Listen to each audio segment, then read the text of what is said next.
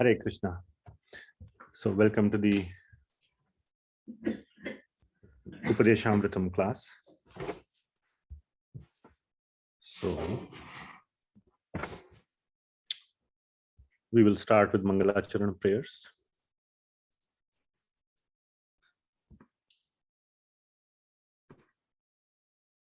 I will share my screen.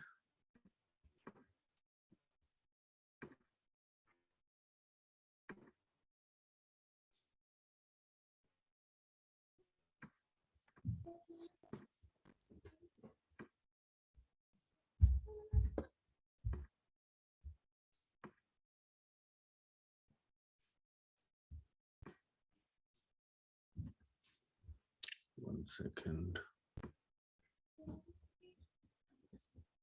Okay.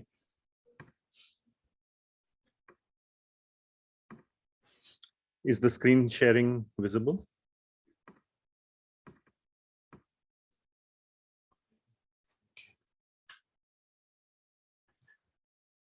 Okay, we will start. Om Ajnanatimidandhasya Jnananjana Shalakaya Chakshurunmilitam Yena Tasmai Shri Gurave Namaha. Shri Chaitanya Manobhishtam Sthapitam Yena Bhutale Soyam Rupah Kada Mahyam Dadati Swapadantikam Vandeham Shri Guru Shri Upadēṣāmṛtam Shri Gurun Vaishnavamscha Shri Rupam Sagrajatam Sahagana Raghunathanvitam Tam Sajivam Sadvaitam Savadhutam Parijana Sahitam Krishna Chaitanya Devam Shri Radha Krishna Padan Sahagana Lalita Shri Vishakhan Vitamscha Nama Om Vishnu Padaya Krishna Presthaya Bhutale Srimate Bhakti Vedanta Swami Niti Namine Namaste Saraswati Devi Gauravani Pracharine Nirvishesha Shunyavadi Paschatya Desha Tarine He Krishna Karuna Sindho Deenabandho Jagatpate Gopesha Gopika Kanta Radha Kanta Namostute Tapta Kanchana Gaurangi Radhe Vrindavaneshwari Vrishabhanu Sute Devi Pranamami Hari Priye Vancha Kalpatarubhyascha Kripa Sindhubhya Evacha Patitanam Pavanebhyo Vaishnavebhyo Namo Namaha Jaya Shri Krishna Chaitanya Prabhu Nityananda Shri Advaita Gadadhara Shrivas Adi Gaura Bhakta Vrinda Hare Krishna Krishna Krishna Hare Hare Hare Rama Rama Rama Hare Hare. Srila Prabhupada ki jai. So I will share the other screen. Śrī Upadeśāmṛtam. Whoops.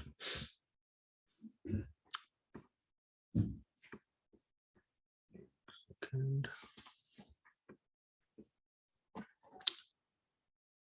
Okay. So Śrī Upadeśāmṛtam by Sri Rupa Goswami.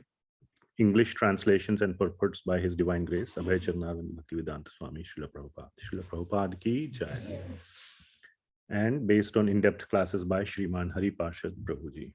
So thank you so much to Hari Parshad Prabhu for giving such a nice in-depth relishment of Śrī Upadeśāmṛtam. So now we will go to today's topics. Oops. Verse number 5. So last week, so we are supposed to recite the first 3 verses. So let's do that.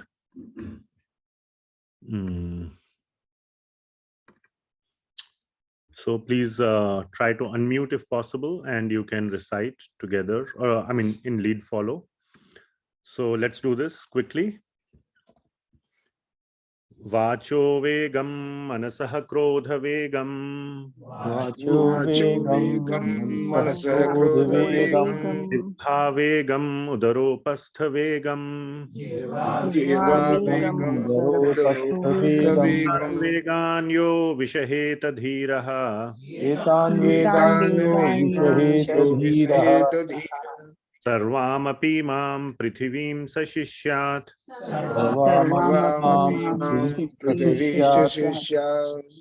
Atyaharaha prayasascha. Prajalpo niyamagraha. Sanghascha laulyam cha. Tadbhir bhaktir vinashyati. Utsahan nishchayat dhairyat. Tat karma pravartanat. Sangatyagat sato vritteh. Tadbhir bhakti prasidhyati. Adati pratigrahanati. Akhyati pritchati. Punkte bhojayate chaiva. Shadvidham priti lakshanam. Now meter will change. Previously it was Anushtup, the Bhagavad Gita meter, usual. This is Vasanta Tilakam, same as Brahma Samhita. Krishneti yasya giritam anasadriyeta.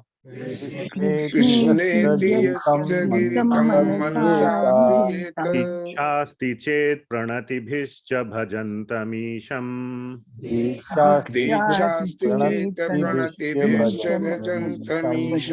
Ushaya bhajan vigyam ananyamanya.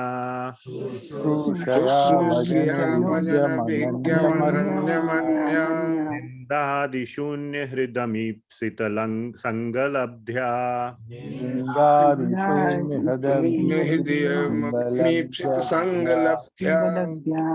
Okay. So for Bhakti Shastri, only first 3 verses are needed. Okay, just be clear. So we are reciting till 5 because we are doing number 5 today, and hopefully we will start 6 if time permits. But let us complete verse 5 first. So we will go back to our PowerPoint. Okay, so verse 5. So verse 5, like we said, it goes like Krishneti yasya giritam manasadriyeta. So first one is giri tam. Giri means on the tongue of whom, or in his words. Krishna iti. Krishna is there. Tam means on whose tongue. Giri tam, on whose tongue. Krishna iti. Krishna is there. Krishneti yasya giritam manasadriyeta. Manasa adriyeta. By his mind, manasa adriyeta means adar, to give respect, adar karna. Okay, so that is, we discussed it at length last time. So I'm not gonna go over that again. Now, this is a verse. Important point is that for a Madhyam adhikari. So most people, at least all of you that are doing Bhakti Shastri, you have taken the process of Bhakti, Krishna Bhakti seriously. So hopefully you are graduating or graduated to the level of Madhyam adhikari, at least. Many of you may be uttama adhikaris, which I don't know. You will never say that. If you are uttama adhikari, you would never say it. So I would never know. But definitely, you know, Madhyam adhikari is a very, very, there are a lot of things that a Madhyam adhikari should do, and how to interact with the large body of devotees is what is given here for a Madhyam adhikari.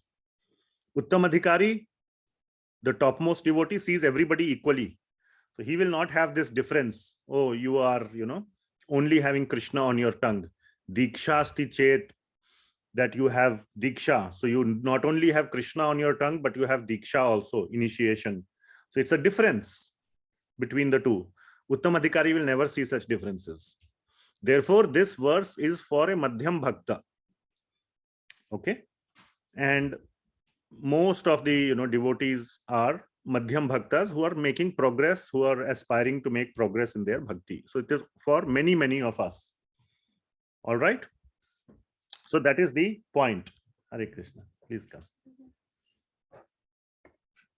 Okay, so we will go to the point where we left off.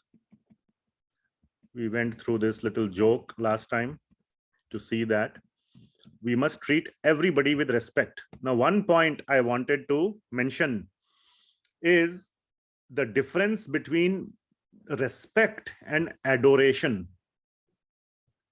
There is a slight difference. Now, I am not an English professor, but I want to bring out the difference. Okay, the words may not be reflecting exactly the meaning, but please try to understand there is a difference between manasadriyeta and pranatibhish.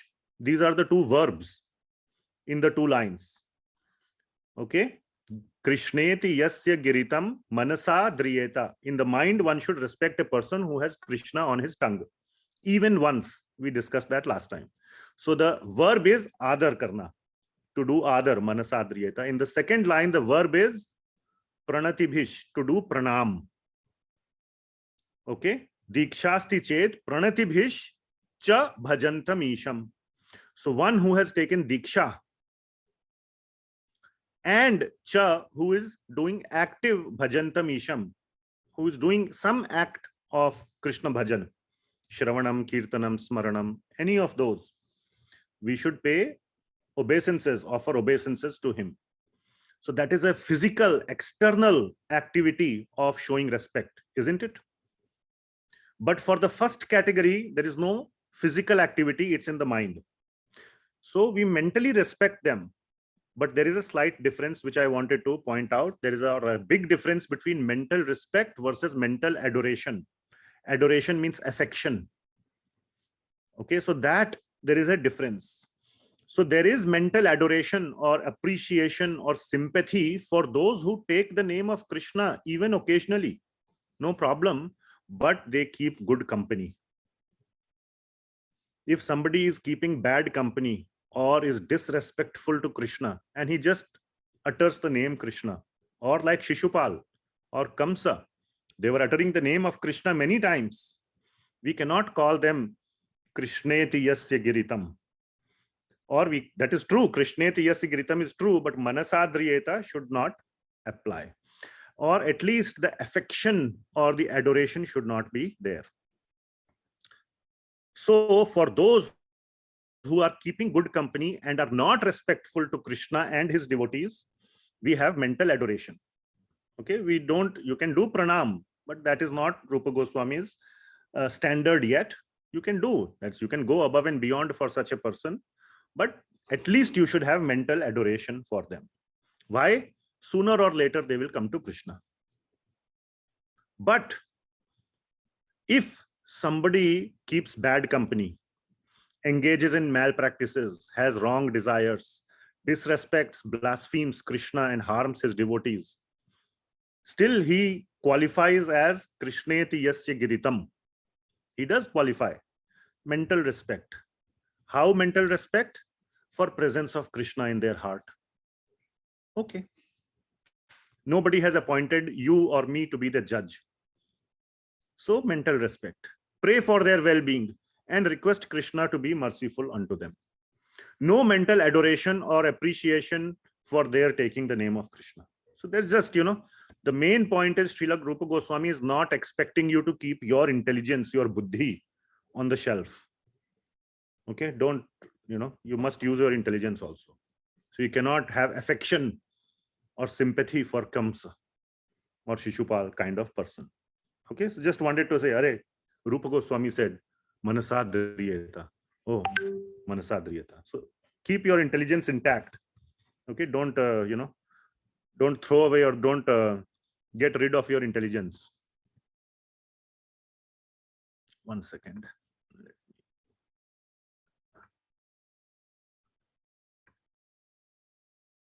One second. Okay. Okay. So now I will move fast with the class. I have to cover a lot of material today. So I'm going to move faster. Please pay kind attention. Now comes the second one. So we covered Manasadriyeta. Now we are in the second topic. What is the second one? Who can say the second one that we have been reciting so much? What is the second line? Dikshasti chet. What do we do? Pranatibhish, which means we do pranam. And what else should he be doing? Cha. He should have Bhajan. Bhajan Tamisham. Yes. So for a devotee who has taken ashraya of a Vaishnava Guru, now we are talking about Vaishnav Bhakta. Okay. So this is a class about Vaishnava Bhakta. Srila Rupa Goswami's Upadeśāmṛtam is entirely for Vaishnavas. Okay. We must have respect for all deities and all the devatas, all the other non-Vaishnavas also. No problem. But now we are coming into the Vaishnava aspect. Diksha means diksha of a Vaishnava Guru. Is dikshita initiated by a Vaishnava Guru and is regularly engaging in Krishna bhajan and cha. So all that must be there, because sometimes somebody takes diksha and after some years stops the bhajanta mission. Okay, so at that time somebody out of their excitement or their enthusiasm they have taken, but later they feel that this is not for me, then the condition of pranantibhish does not apply. So active execution of Krishna bhajan is going on. In that case, what we should do? Offer obeisances, pranam to such a person. Pranam means on four limbs. Four limbs matlab jhuk ke, bend down at least, if not dandavat pranam, at least the like this on your four limbs. So we should do that. Now please try to appreciate this point. Now all the points, 100% of all my points I have taken from various classes, acharya commentaries and so on. Okay, so please, I found this point to be important. Why? Why this difference between respect versus external respect by paying obeisances by pranam? Why? Why show such a strong external respect instead of just mental respect and adoration? Respect with adoration. Why not just that?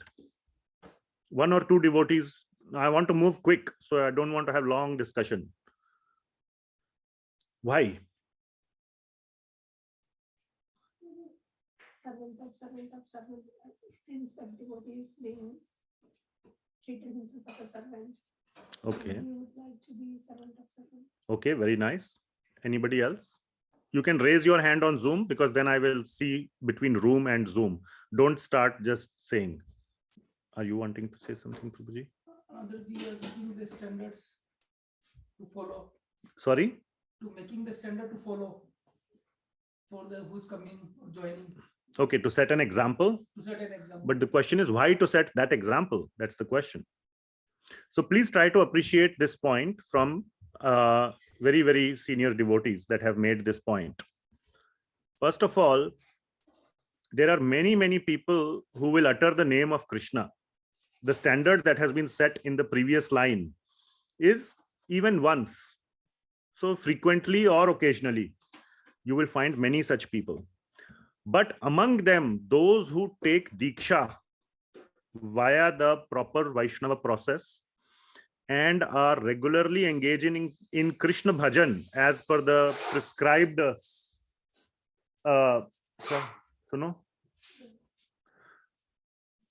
prescribed Vaidhi Bhakti principles, it is a very, very high standard.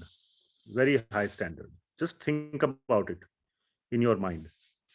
On one hand is a person who has taken the name of Krishna occasionally. On the other hand, there is a person who has made such a strong commitment and is continuing that commitment. There is a vast difference between the commitment level of between these two people towards Krishna. So such a devotee is very, very rare. Hardly less than 1%. Hardly 1 in 1,000, 0.1%. How many people in the world are dikshit today versus how many have taken the name of Krishna on their tongue? There's a huge ocean of difference in the order of magnitude. And because of this,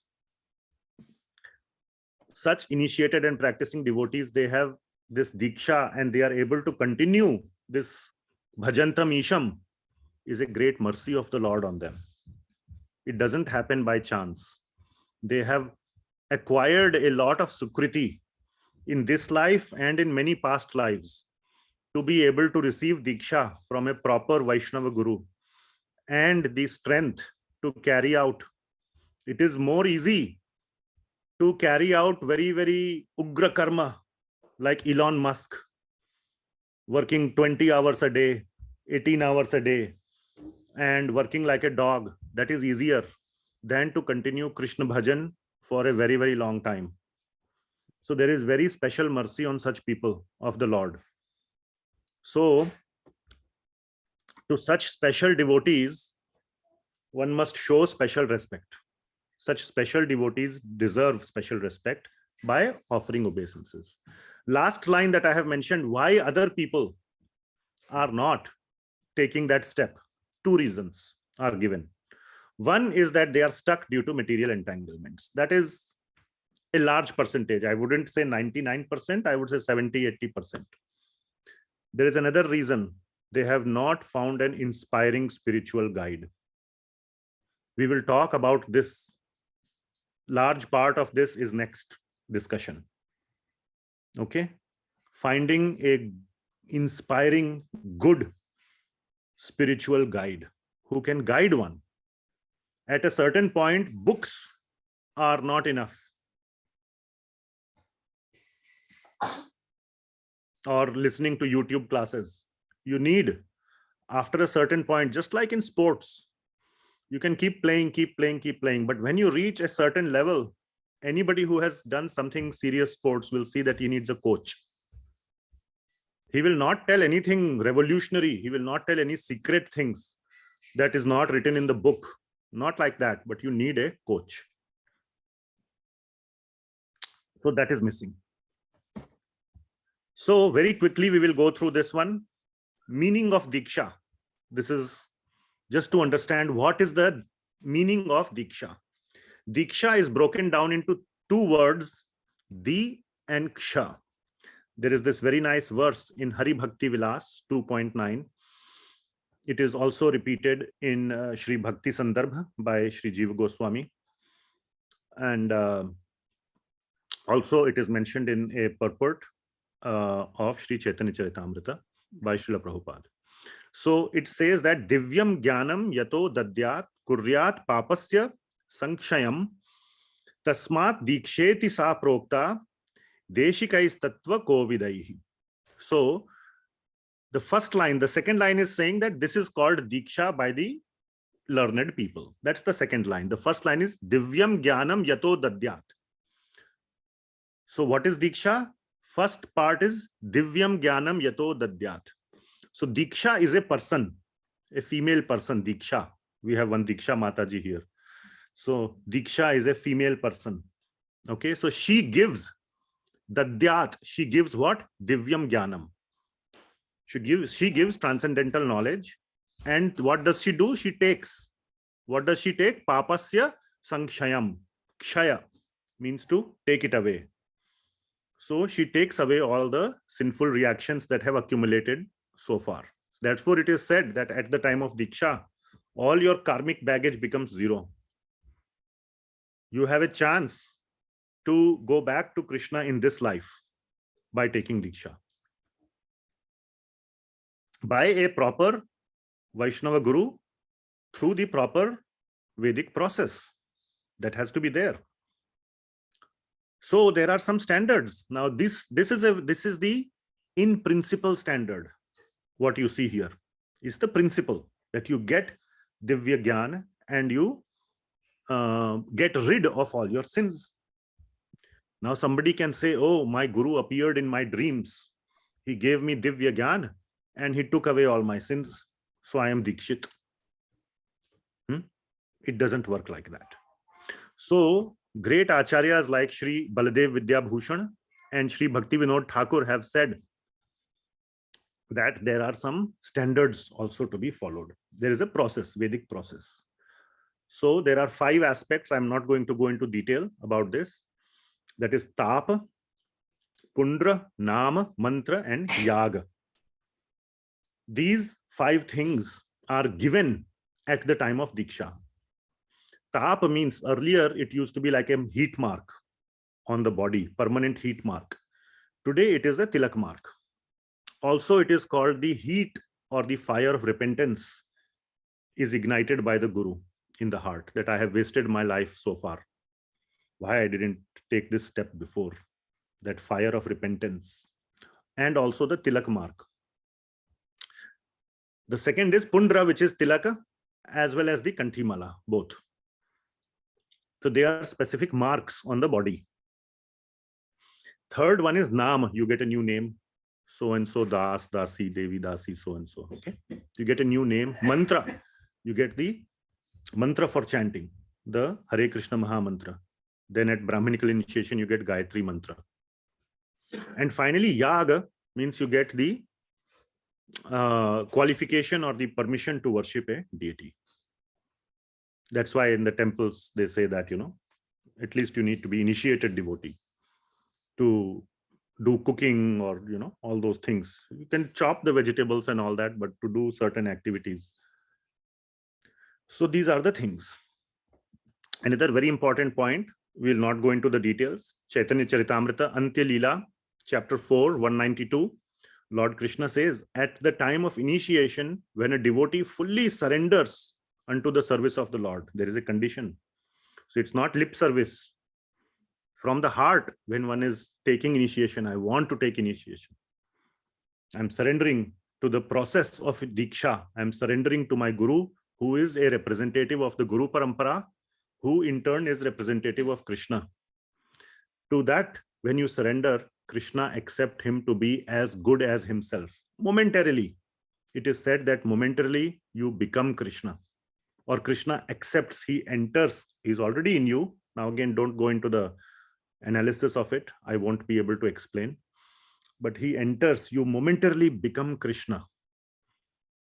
That means you become a perfect individual. And then the expectation is that you stay like that. But then after diksha, if we commit Vaishnava aparadha or other sinful activities, then, again, it begins to build. But that's why it is called as second birth, clean slate.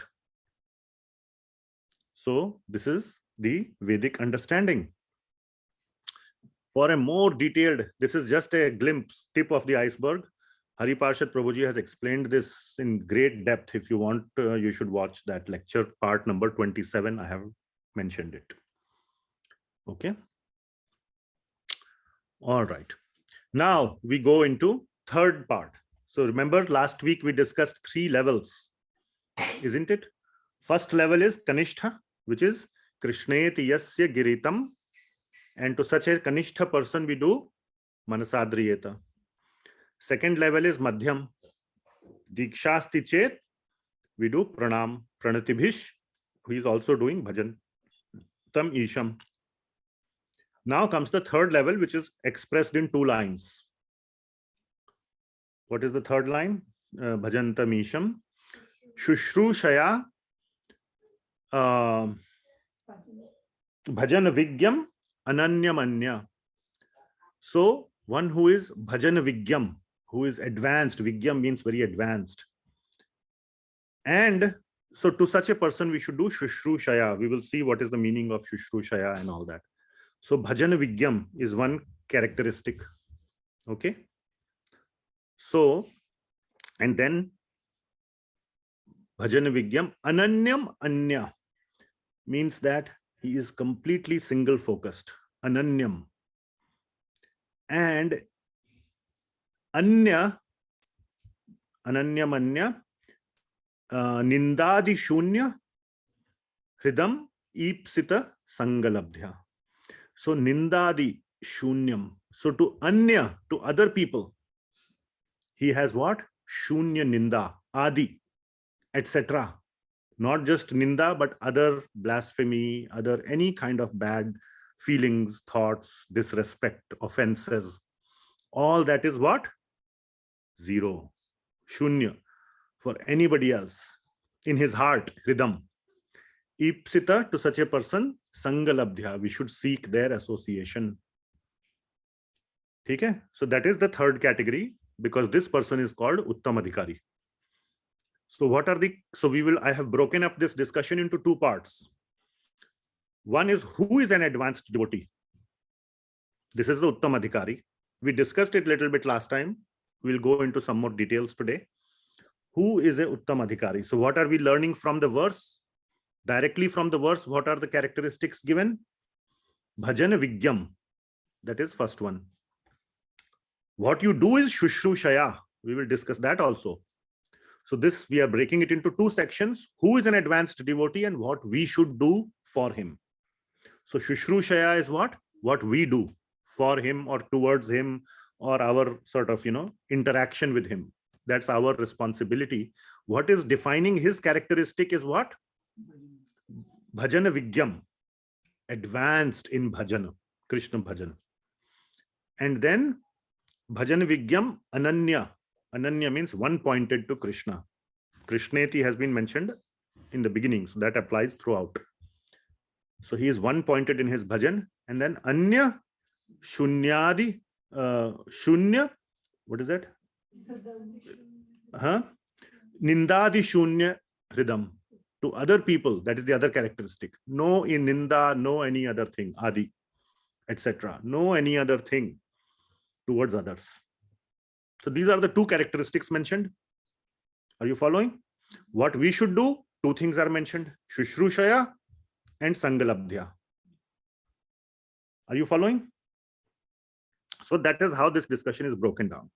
So very quickly we will move forward. Who is an advanced devotee? Obviously he is dikshita. The previous one applies. Okay, just like you have your standard, then gold, then platinum. You've seen those product comparisons, no? Everything is that is there in standard, they say in gold, everything in standard plus this. Platinum, they will say everything in gold plus this. So that condition still applies. So obviously dikshit by a Vaishnav guru has Krishna on his tongue, obviously. Now there is executing Krishna bhajan regularly was the only condition for the previous one. Now two more conditions are added. With determination. Regular is there, but with determination, with lot of dridhata, and has unflinching faith in the process of Krishna bhajan. Not just dridhata because he has as a duty, I have promised I must do. I am a man of my word. It's not out of that pride, I am a man out of my word, but he has strong conviction in the process itself. And he is bhajana vigyam, which means he is expert and he is highly conversant in bhajana siddhanta. Kind of same thing. Now, I have taken these from various commentaries. So some overlap you might see. I have not done a full surgery to, eliminate some minute overlaps. So if you see overlap, don't ask me, why is this, how is this bullet different from that bullet? Maybe they are same. Okay. Try to get the point. So he is expert and highly conversant in bhajan siddhanta, in bhajan vidhi, not just the concept siddhanta, but the process. And tattva siddhanta, the whole philosophy he understands properly. And he forgets and disregards his bodily comforts and is immersed in bhajan, even at, which means at the cost of his bodily discomfort. He is engaged in bhajan. And especially, he is always absorbed in the astayama lila, also known as the ashtakaliya lila of Lord Krishna. Ashtakaliya means the day is divided into 8 parts. Ashta. Kala means time. So 8 times. So 3-hour times. And in the Shastras, it is our acharyas have given what Lord Krishna does during the whole day. His whole, daily schedule is given. Morning time, he does this. Late morning, afternoon, late afternoon, evening, night. He's doing all these various activities. So this devotee is always absorbed in the Ashtakaliya Lila of Lord Krishna, meditating on the activities of Lord Krishna. Next, he has attained Swarupa Siddhi, which means self-realization. This is the literal meaning of self-realization. Somebody asked me, what is self-realization? You can say you realize yourself that you are the spirit soul, not the body. That is one level. Next is Swarupa Siddhi. You realize who you are in the spiritual world. That is self-realization. Today I can say I am, Indian, I am American, I am this, I am man, I am woman. But when one realizes one's actual position in Krishna Lila, I am this, tree, or I am this bush, I am this bee, or, somebody even higher. Like Sri Rupa Goswami was Rupa Manjari, the prime assistant of Srimati Radharani is Sri Rupa Goswami, but that is Rupa Goswami. So we all have our spiritual identity, one who has recognized the spiritual identity, his spiritual identity.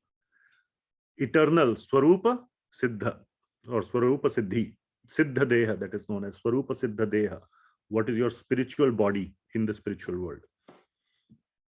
100% engaged, 100% engaged in continuous and sincere attempt to keep up Krishna consciousness. No gaps. Directed the theme of their whole life towards the Lord. That means the whole life is dedicated to the Lord. Doesn't mean modulo minus whatever livelihood items. Some of the greatest devotees of the Lord are grihasthas. So they have to do some grihastha work, but other than that, complete dedication of the life towards the Lord. Do not recognize anything without its connection to Krishna. Seeing everything as being connected to Krishna. Eliminated the duality of praise or honor, criticism, dishonor, etc.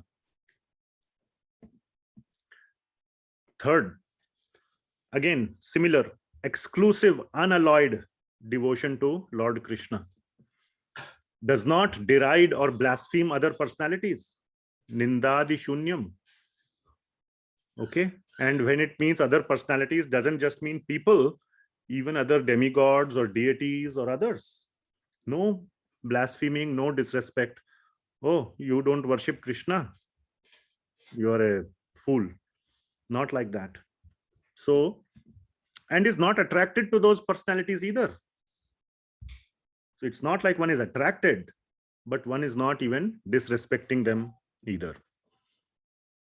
Has respect, does not deride or disrespect all other sampradayas, processes of worship, their followers and devotees. Has respect for them. All this is very nicely illustrated by a nice example. Okay, so let me ask you this question. Ready for a question? And one or few of you, 2 or 3, can raise your hand and answer. Think about it and answer. So let us say you have a marriage in your house and you have the job of creating an invitation card. In India, invitation card is sent. 99% people, what do they write?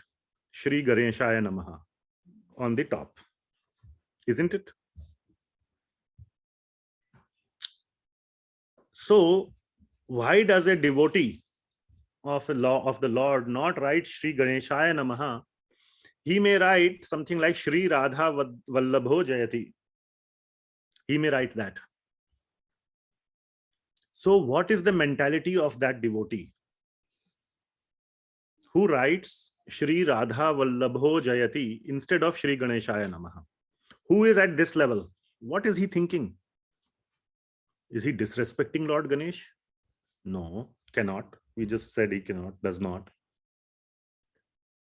What could be the mentality? What does he think? Somebody tells him, Ganesh ji is a great deity, a great personality. He removes all inauspiciousness. He brings auspiciousness. Somebody tells him, let's say, not that he doesn't know, he already knows. Still, he chooses to put the name of Shri Radha Vallabh instead of Ganesha. So what is going on in his mind? What is his mentality? This is a small exercise. It could very well have been a homework question. tell me why would you write this if you are such a devotee? So just 3-4 people can raise hands. We already have 2, one on Zoom, one here. So we will start with Shyam Lila Mataji, then go to Kalyani Mataji. Hare Krishna Prabhuji. So that devotee is probably thinking, when you satisfy the Lord, all of his devotees and everybody else is satisfied. So he is watering the root rather than watering each leaf of Very the nice. tree. Excellent point. Very nice. There's no, I mean, there could be wrong answers. Okay. I'm not saying there's no wrong answer, but that's a very nice answer. Thanks. Yes, Kalyani Mataji. In the similar lines, Prabhuji, whatever Mataji mentioned, like if we mention Radha Vallabho, he is the root and he's the supreme personality. So if we call out his name, it is like we are calling everybody. So in that mentality, devotee. Okay, very nice. So Kalyani Mataji also said similar thing, that one thinks that, you know, I'm calling out the name of Radha Vallabh ji, in that everybody is included, including Ganesh ji. Very nice. Anybody else would like to say something? One more.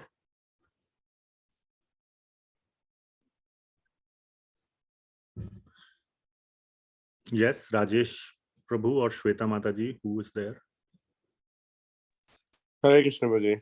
Yes, Probably Prabhu. he's just mentioning his Ishtadev. So I didn't get that. So what about Ishtadev? I mean, that person is very much fond of Radha Vallabh. It doesn't mean that he's disrespecting Ganesh, but he very much likes Radha Vallabh. Okay, very nice. So he just loves Radha Vallabh ji. So he mentions his name. No disrespect for Ganesh ji. Yes. So what I have written, I will share also. So all those answers were nice. So one could think, another way to think is that, first of all, we need to realize that he is exclusively dependent on Krishna. And he thinks that, you know, I have my Radha Vallabh ji. And he is Sarva Samarth. Sarva Samarth means that, you know, he is all capable, including he has. So here I'm not making the sort of the theme, I think, between Shyam Lila Mataji and Kalyani Mataji was that in the worship of Lord Krishna, everybody is included. So that's also a very valid point. Definitely. Here I'm taking the slightly different, that there is difference between the two. There is difference. But one thinks that my Lord Krishna or my Vallabh ji, Radha Vallabh ji, is Sarva Samarth. He is all capable, including he has the capability to provide whatever Ganesh ji is providing, which is auspiciousness.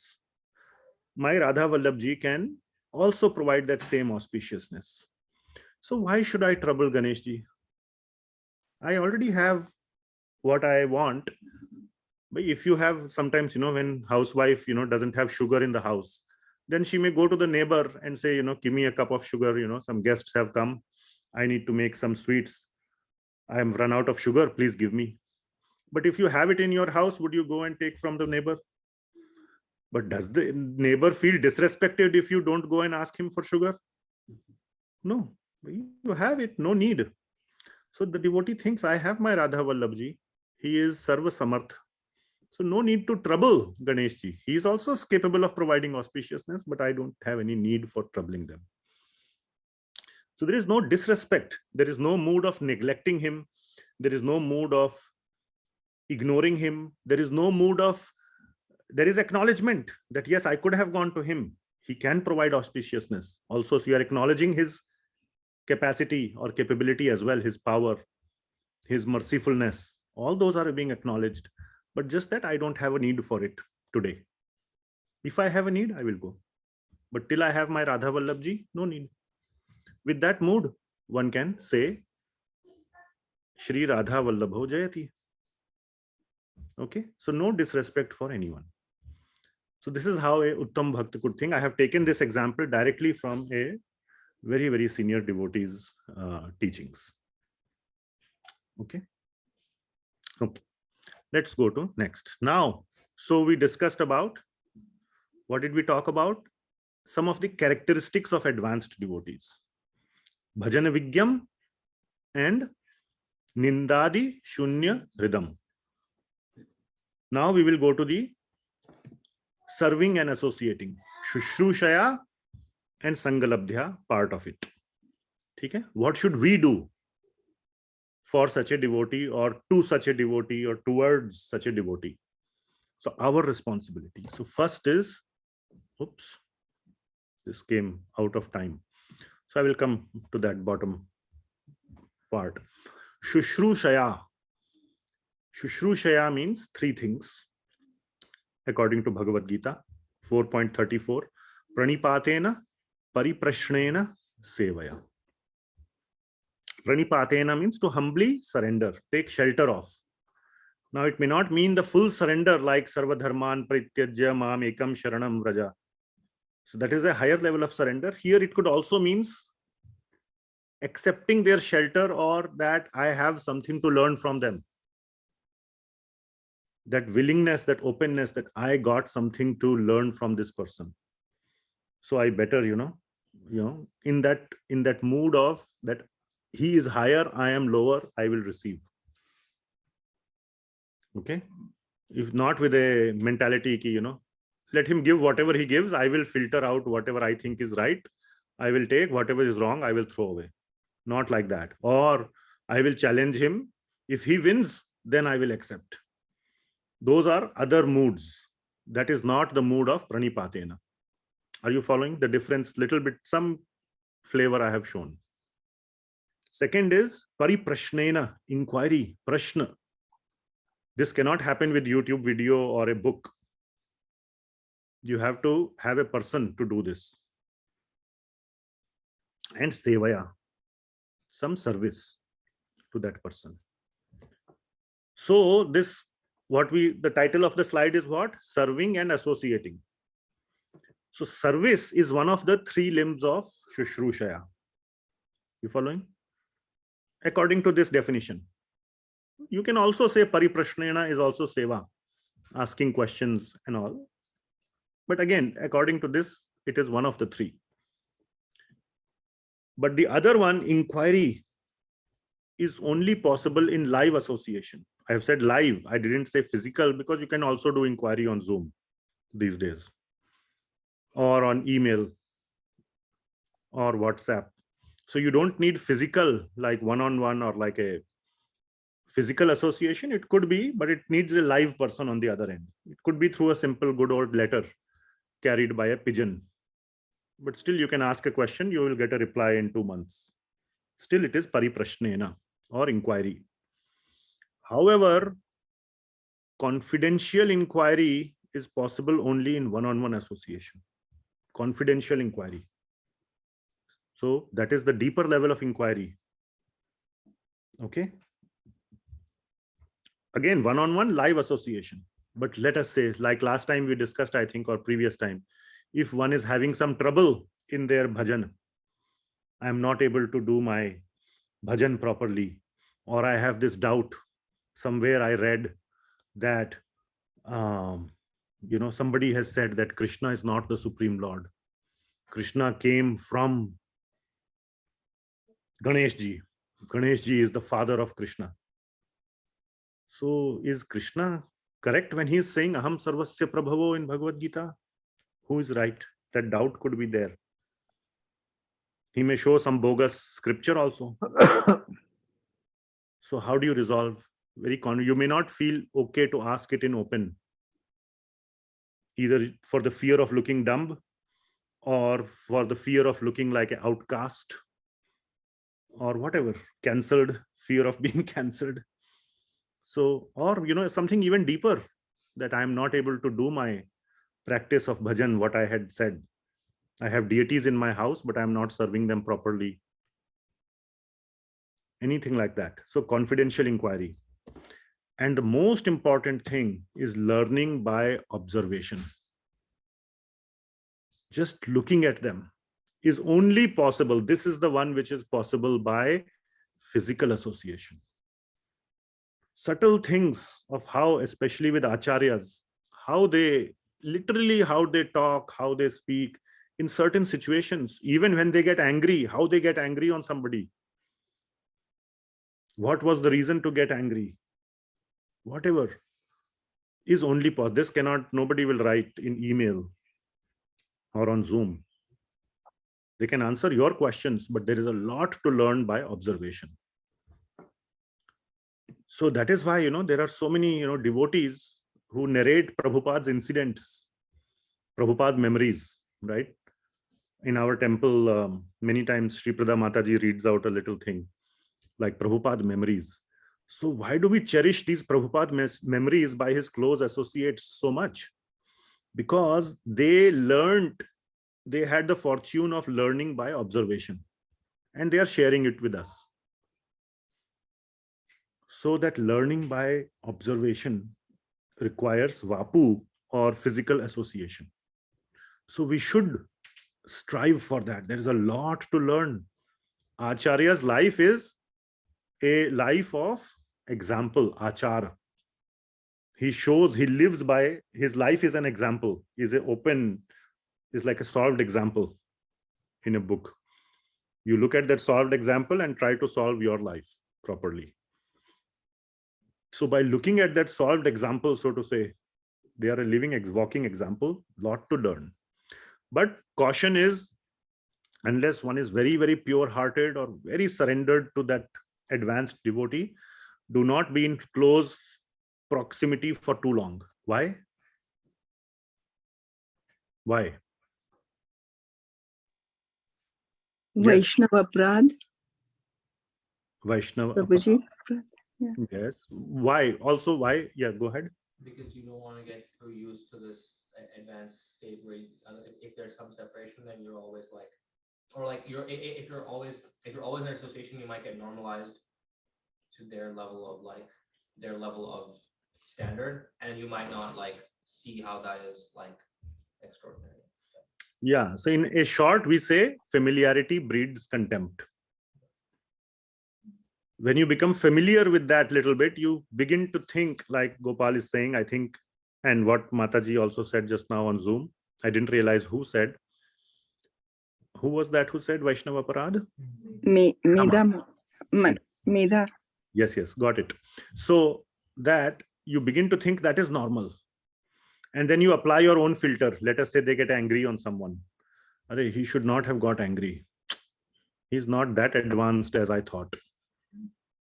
That is Vaishnava Prada. We will cover this in the next verse number 6. How we should look at, this is exactly the point, which is the substance of verse number 6. Next slide about serving advanced devotees. So question for all of you. 1 or 2 answers. Why serve them? Why should we serve them? Yes, Gopal. To have more direct access to their mercy.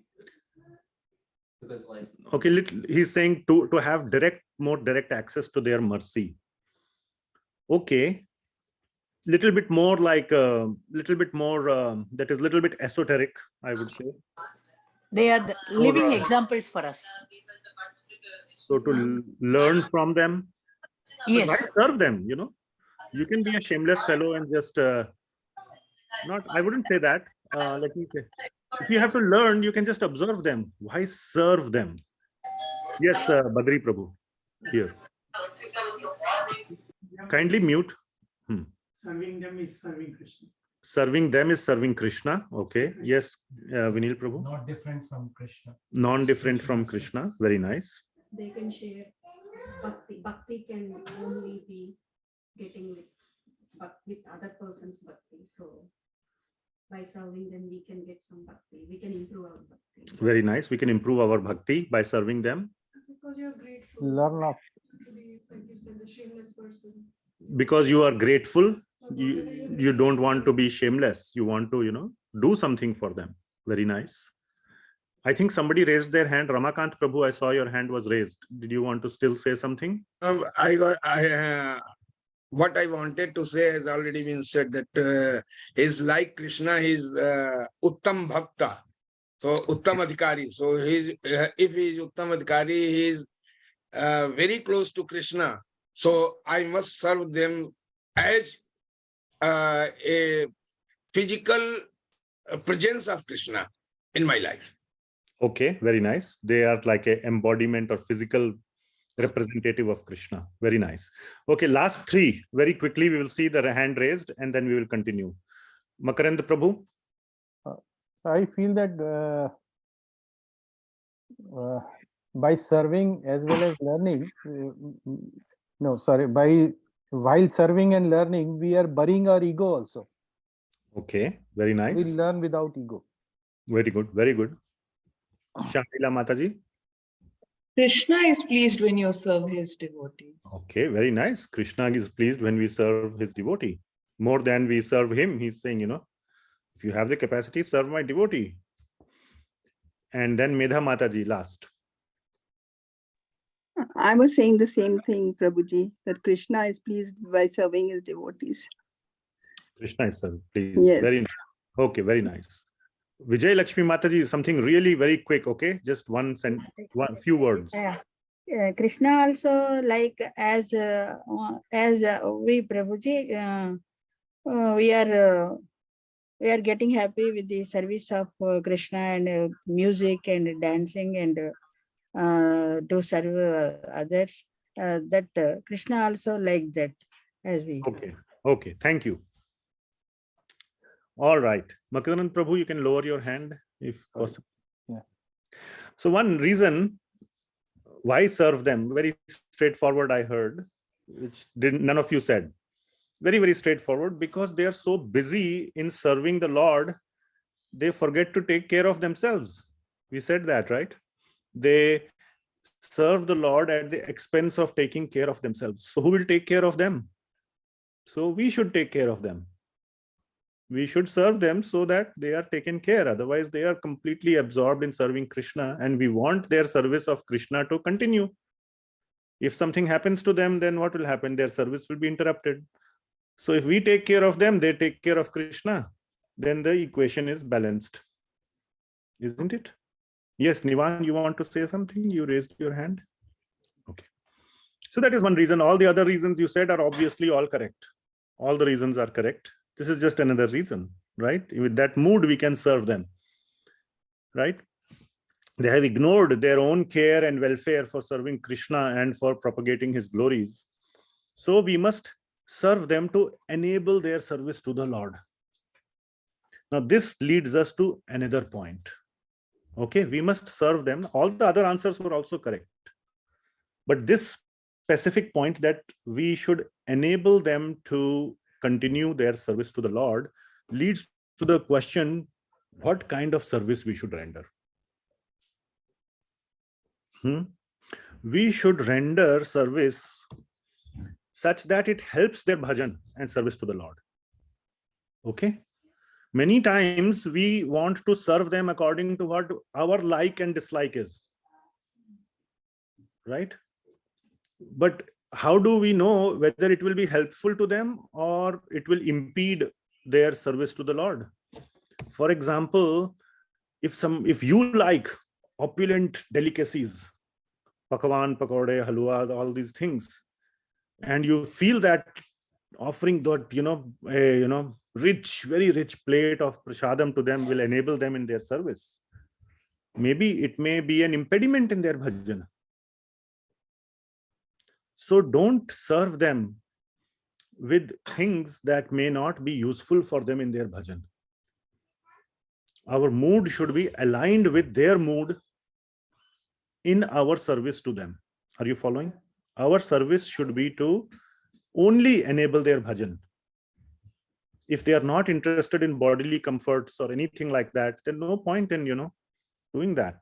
They may still appreciate because they are wonderful uttama devotees. But best is to serve them. So the best thing is to just ask them what service they would like. And the way you ask, the body language and everything matters, which will make them say something. Otherwise, they will say, no, I don't need any service. So you must really, really put yourself flat on the ground and ask, such that they give a proper response that, oh, okay, this will really help me if you can do it. Then you do that.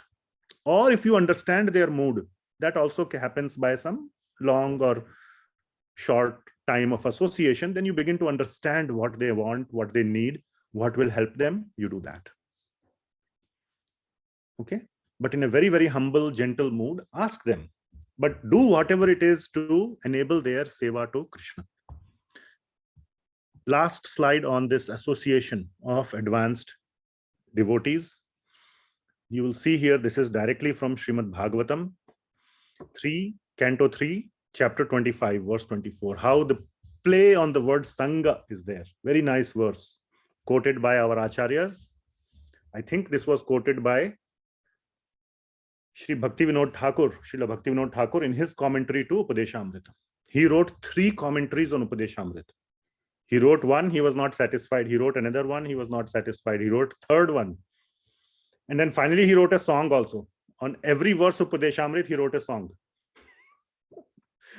Today, you know, we might sing that song if we have time, but we will see. Okay. So that is Bhakti Vinod Thakur. So he quotes this verse. So, ta ete sadhavah sadhvi sarva sangha vivarjitah. So the first occurrence of sangha. Sarva sangha vivarjitah. Sangasteshva arthate prarthayah. Sangasteshva artha. So that's the second sangha. Sangha dosha rahite. Third sangha. So let us understand what it means. That ta ete sadhavah sadhvi. These sadhus or these pure devotees, and sadhvi is this is Kapila Maharaj talking to his mother Devahuti. So he is addressing her as sadhvi. Sadhvi means, oh great lady, like a female sadhu, sadhvi. So she is also like a female, a great devotee of Lord Mother Devahuti. That is sadhvi. So ta ete sadhava. Who is a sadhu? He is going to explain about sadhu. Okay, and 3 things. Sarva sangha vivarjitaha. He has given up all sangha. Okay, vivarjitaha means to give up. So a person who has given up all sangha means material sangha, material entanglements. Sangasteshva arthate prarthayah. So that we should associate with them. Sangasteshu. We should take their sangha. Of such a person who has given up all material sangha, we should take their sangha. Prarthaya, for what reason we should take? Sangha dosha harahite.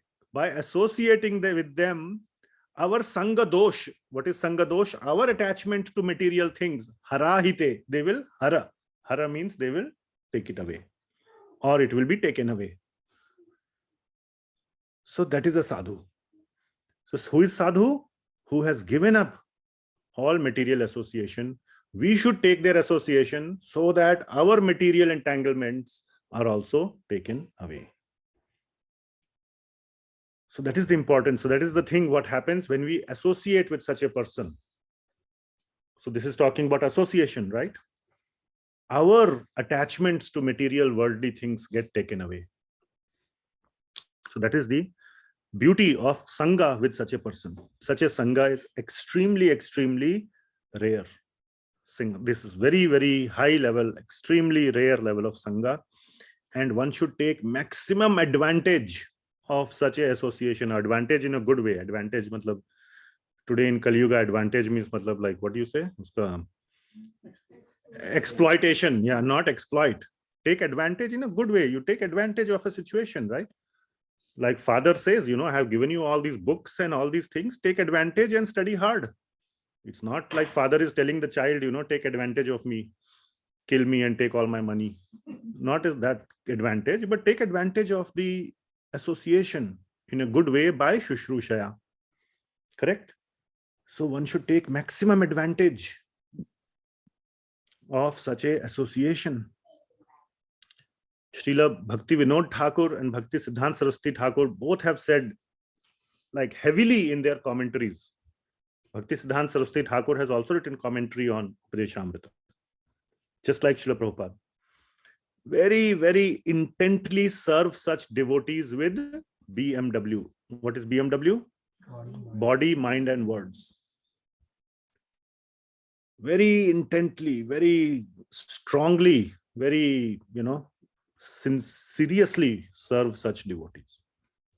Mentally and physically, body, mind, and words. So mind is also there, means mentally also. Why? Couple of reasons they give. It develops determination in our hearts to strengthen our bhajan. Of course, you go to serve them because you have some desire for bhajan in your heart. Bhajan means not the singing bhajan. Bhajan means all the processes of bhakti are called bhajan here. So you have some desire for bhajan in your heart,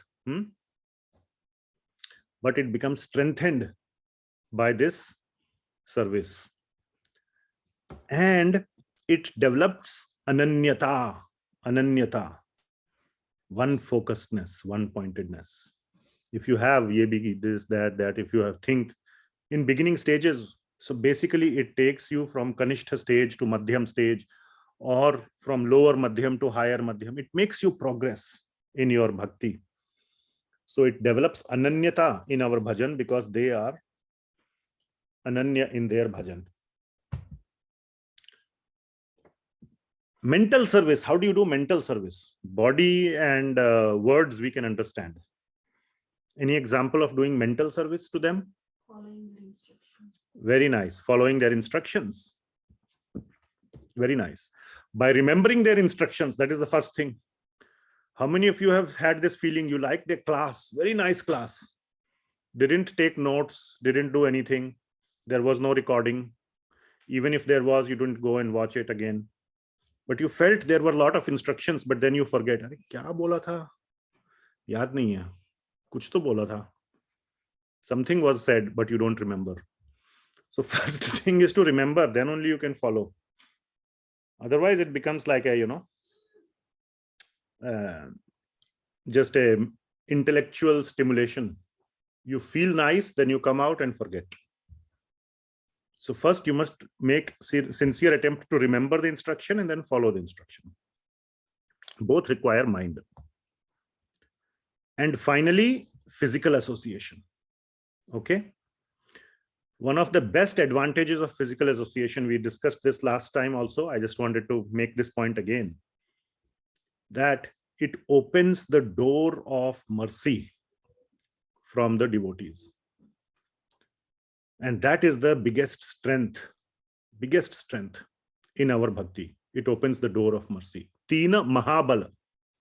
Mahabala, very strong or potent for advancing our bhakti. What are the three things? Bhakta Pada Dhuli. Ar means and, or, this is Bengali.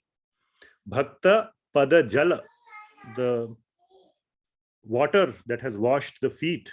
The first one is Pada Dhuli, the dust, the water. And Bhakta Bhukta Avashesh, for of such a devotee. Bhukta means eating, Avashesh, remains. The remnants are very, very potent, Mahabala, for our bhakti.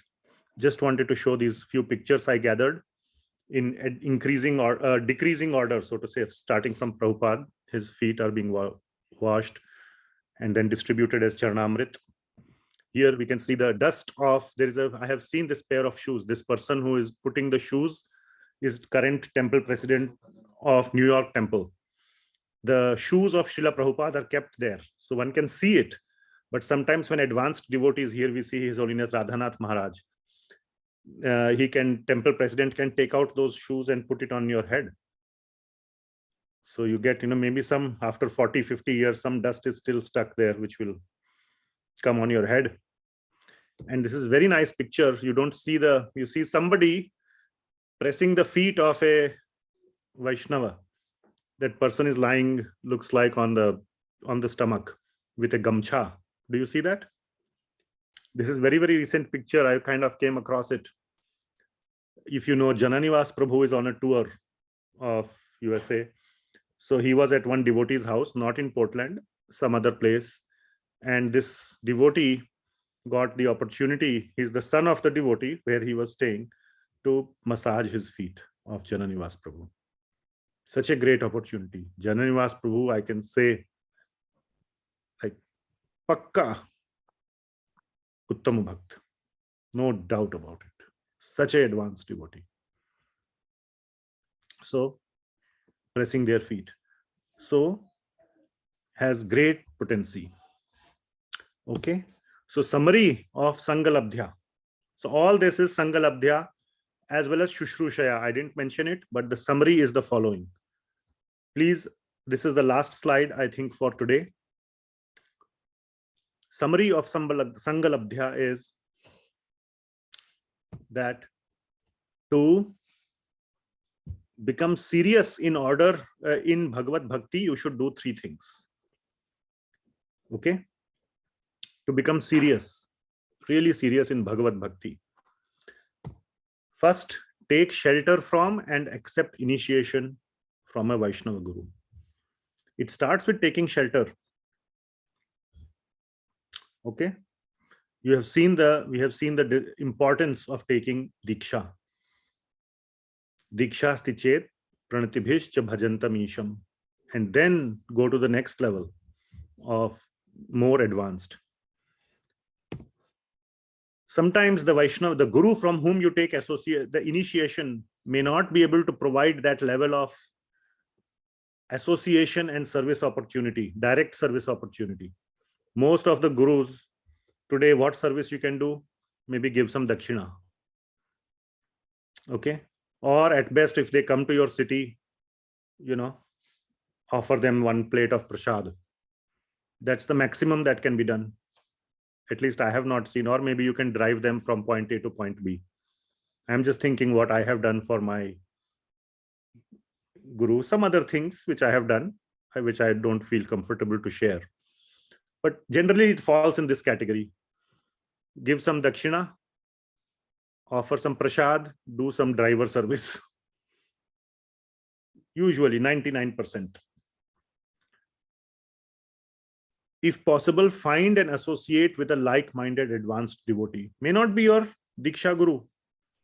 There are very few within ISKCON Diksha Gurus and they are very busy and that opportunity may not be available. But there may be other, like you can see here, you saw Jananivas Prabhu. Again, he is also very busy and you cannot get access to him. Actually, getting access to him is even harder than getting access to one's Guru. I'm just saying there could be others also, or very, very advanced devotees. Now, I have some devotees in my mind which I don't feel comfortable sharing. Those who know me know who I am talking about. But you can serve them and associate with them and get that benefit of association and service. And serve them in a what is known as a bhajanopyukta way. Bhajanopyukta way means upayukta in their bhajan. One which helps them in their bhajan. I have said him doesn't mean him, okay? Not a could mean him or her. So why? Because when you are doing all this association and service, they are not going to talk about cricket. All you will talk in that association is Krishna Katha. So Krishna Katha is going to be the only topic in such association. Such association is Krishna Smarana itself. Why? Why?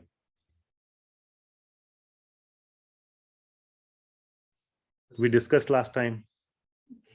Name is not different from the person. Okay. What was one of the meanings of or understanding of uttama adhikaari? 1 point. Okay. Who else is uttama adhikaari? Sees everywhere, everything. Ninda. Okay. So Nindadi. okay. Okay.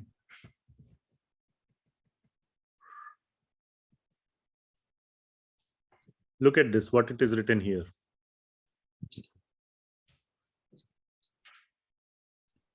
At the mere sight of whom others begin chanting the name of Krishna. That is uttama adhikaari, one of the characteristics of uttama adhikaari. So when you are with them, they are uttama adhikaari means you begin to think of Krishna in their association. So their association itself is your Krishna Smarana. Are you following? And it happens, in such person's association, you will think about that. Obviously, the person has to be of that level. But if you find such a person, that's why such a person is very rare. And if you find, you should just, grab. Don't leave, just jump. As if like, this is the one time when you can press the button, If you lose that time, you will like hit the buzzer. No time to lose. Okay?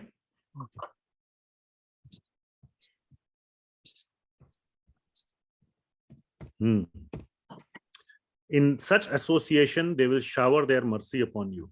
Not because they got some benefit from you. The mercy comes transcendentally. They may come in a physical way also. Very nice service you did. They may give you some ashirvad, some blessing. Even if they don't give, that mercy is coming. Okay? Krishna is looking. You are serving my pure devotee. He will not forget. The gates of Bhagavat Bhakti will open for you. Krishna will open the gates. Okay? So this is the importance of this associating and serving such advanced devotees. So this is one bhajan. Bhajana Lalasa is a chapter within Sharanagati book, which is a book or collection of bhajans by Srila Bhaktivinoda Thakur. Number 5 bhajan is on this verse, on verse number 5. So it says, Hari he sanga dosha shunya diksha diksha dikshita dikshita. What it means is diksha, dikshita, adikshita. Both initiated or non-initiated. Jadi tava nama gaya. If somebody has sung your name, Jadi means Yadi in Bangla. Yadi tava nama gaya. If he has sung your name, whether he is Dikshit or not Dikshit. Okay? I will come to the first line. I have not forgotten. Manase adara koribo tahare. Are you following? I will do adar of him in my mind. Next line says, Jani nija janataya. I will consider him as my close friend, nija jana. Now this is adoration. Do you see? Why is this adoration coming? Rupa Goswami did not mention this adoration. So why is this coming? Bhaktivinoda Thakur is changing the definition. We discussed it. Come on, look, answer is right in front of you. Why is the adoration coming for somebody who is Tava Nama Gaya? Who was paying attention in the class? No, this is Kanishta Bhakta. Sanga Dosha Shunya.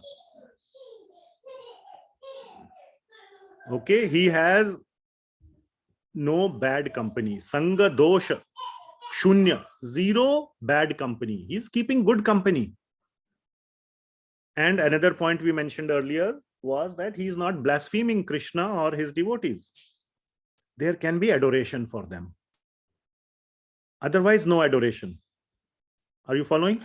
So we see that point that was made earlier is being proven here by Srila Bhaktivinoda Thakur. Are you following? Then Dikshita Hoya.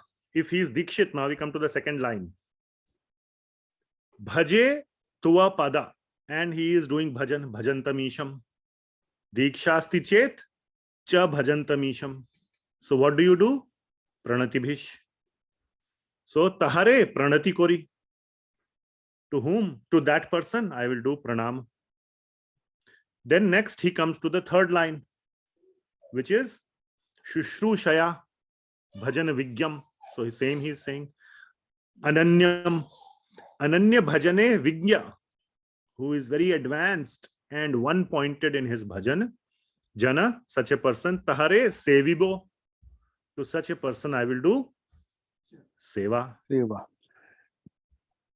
समझ में आ रहा है? In Bengali is simple. Sanskrit is also simple.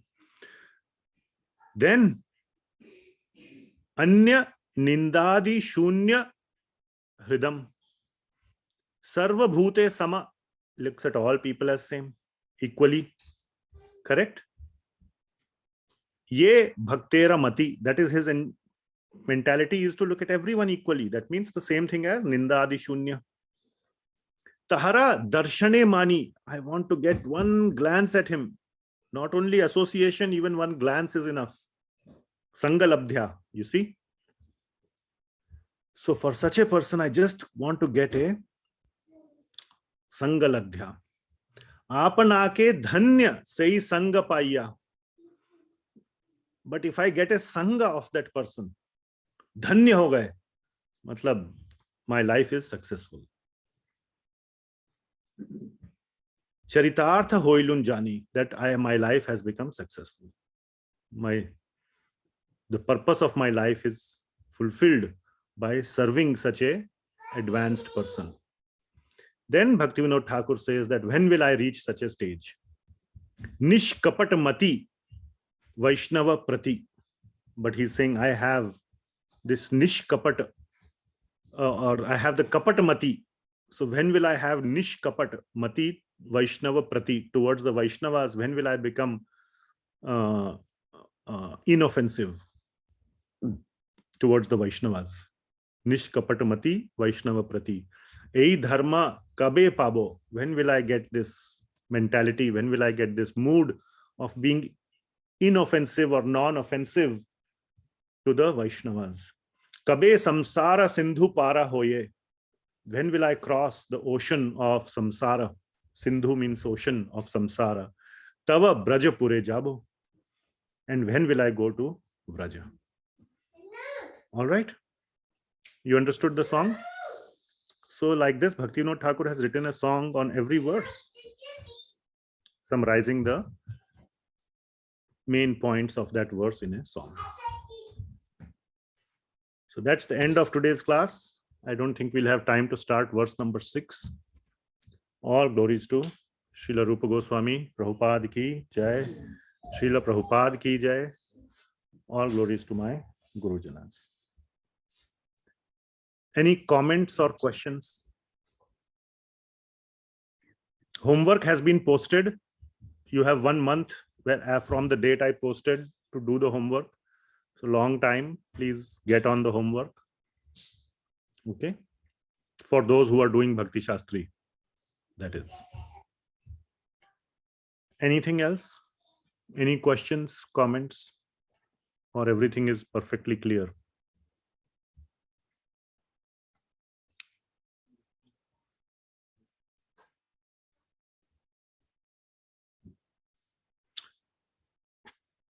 Yes, Shamlila Mataji, you have raised your hand. Yes, Prabhuji, I have a question. So, Yes. Prabhuji, आपने एक slide में बोला था that if we are not sincere in the way we are asking for service, so the advanced devotee would just say, "Oh, thank you," okay, very politely. Would say, but may say. Right. So, if that actually is happening to us, then like how do we rectify? No, it doesn't mean that they are not telling you because you have not properly asked. That may not be the case. That big word may is there. Okay. It may be that they don't genuinely have some need for a service. That is also a possibility. It's not that somebody always has a service, and if they are saying no, the fault is all yours. Thank you, Prabhuji. Does that answer your question? Yes, Prabhuji. Thank you. Yeah. So don't take it all on yourself. And sometimes then if you are really interested in serving, you associate with them, you get to know them a little bit more closer. And if you remember in the 4th verse, Dadati Pratigrahanati, we had discussed that verse was for very close friends, but it also applies to a certain extent. We discussed actually, in a relationship with a senior devotee as well, when you can become like, like for example, for Srila Prabhupada, there were some of the devotees that he had so many disciples, but some of them were very close, always, at least from the videos and memories we see, like Tamal Krishna Maharaj was very, very close. So, of course, he's a disciple and Srila Prabhupada is Guru. So it's not like a friend relationship. It's a very, very relationship of awe and reverence. But you can know the mood of your Guru, and then you can understand what he might need. Also, it doesn't just have to be between friends. It can happen in a relationship like this also, where you know what they need and then you offer them that. And if they genuinely don't need it, they will politely tell you, thank you so much, but next time, I don't need it. All those possibilities exist. Thank you, Prabhuji. Yes, Prabhuji. We have a question in the room. So, Prabhuji, in the Kanishta, Madhyama, and Uttama adhikaris, is the reciprocation will be also different from the Supreme Lord? If yes, as a individuals, if we are trying to serve either Kanishta or either Madhyama or the Uttama, for us it will be different in terms of serving. So what you are asking is, I didn't fully understand, but if you are asking, how should we serve a Kanishta, Madhyama, and Uttama? Is that what you are asking? Right. That will be same.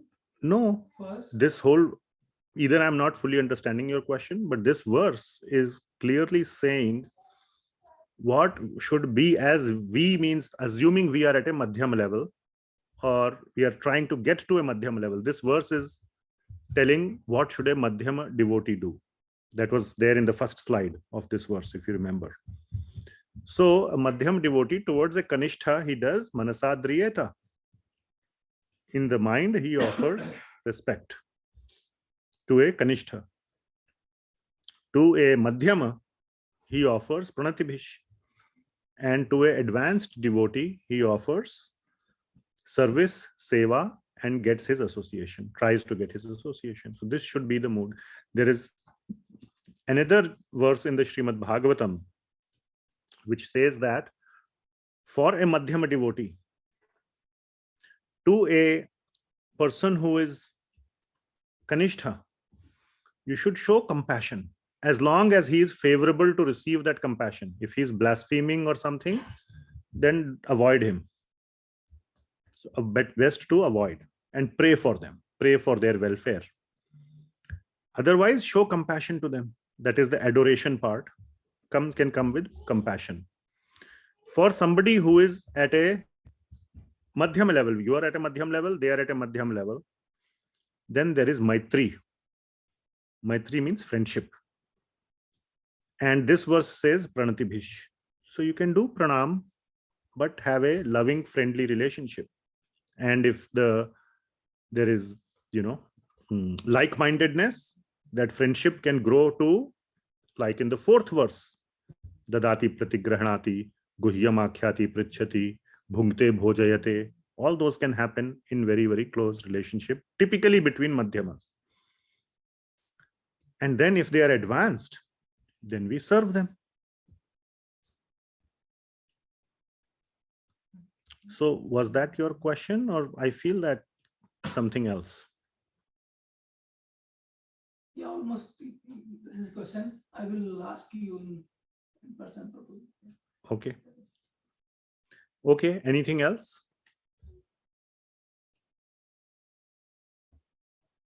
All right, if nothing else, then we will adjourn here.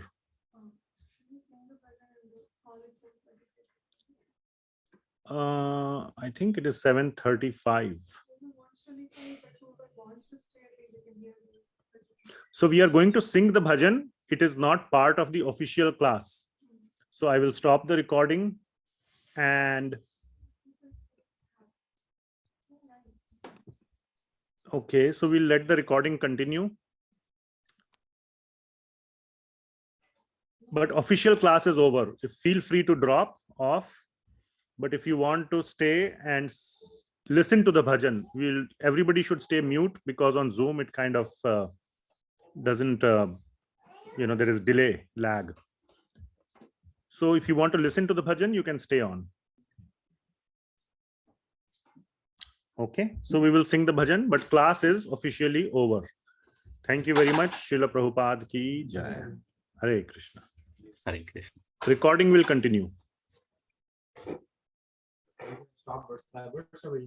No, now I have explained the verses. So verses have been explained. I will share the screen on Zoom also for those who are interested to follow the bhajan along, and we will do just singing, lead and follow, but not on Zoom.